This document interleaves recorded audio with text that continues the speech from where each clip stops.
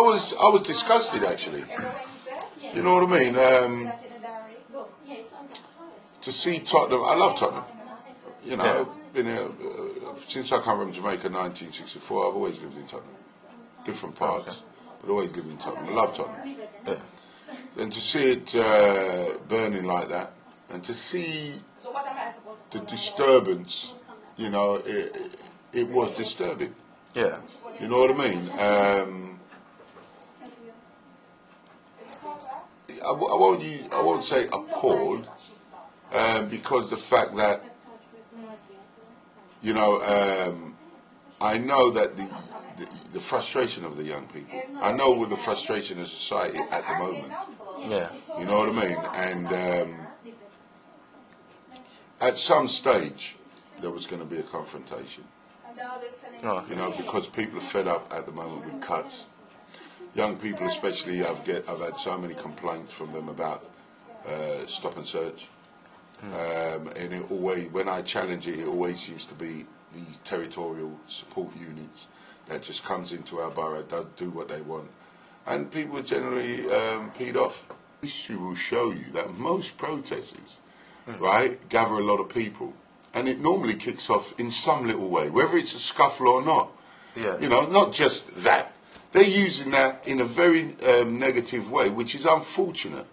Because now that people like the police and the government and everybody is looking for an excuse. You know, it's a protest. There's X amount of people. Tell me that you're not going to be prepared for that. Well, there's something wrong with them. They shouldn't be in the job then. You know, nobody wants that to happen. But once you see that, you get into an operational mode that says, listen, we've got X amount of people on the street, there may be trouble. Because not everyone is savoury. You've got some unsavoury people there that will cause trouble. Got nothing to do with the protests or anything else. They're using the opportunity to do what we saw, which was loot, and took it to the extreme of burning out people. And listen, I'm for one agreeing, you know, that those people should be dealt with severely. You understand what I'm saying? But I'm astonished that the police never cleared the street. After the protest had finished and people were still gathering, why didn't they disperse them? Yeah. Now, it went on for hours.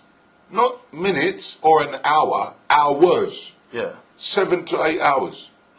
How long does it take you as a professional to make a decision?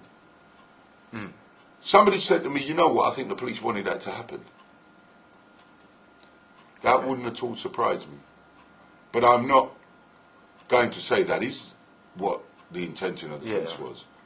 You know, but it wouldn't surprise me because it is bewildering me, you know. The fact that the biggest problem that I have as a community developer is the fact that there are a load of local police officers who are suffering because of that, who have put in some very good work linking with the community, especially the black community, trying to get things right.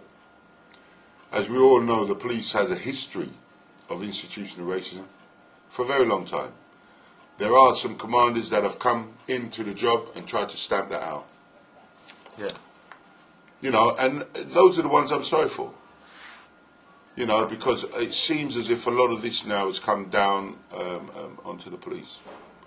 You know, but, you know, I will say that, you know, unfortunately, you know, my grandmother used to say the good suffer for the bad. Yeah. You know, they know who the bad cops are, they know who the racist police are, they know who the ones who are not community orientated in a multi-mixed community. They know. So if they have a duty to get rid of those people. If you don't want to work in Tottenham, what the hell are you doing here? You understand what I'm saying? Yeah. So, you know, it is very difficult because I don't want to blame them totally. But one thing that you can see from all the footage, they call it copycat.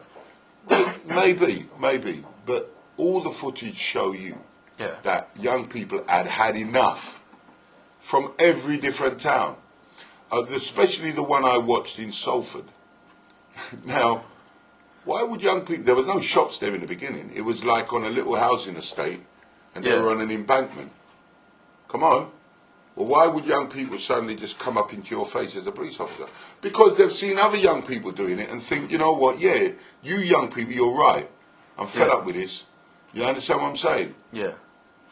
Always that dampens a protest or a protest or a message sent is the disturbance.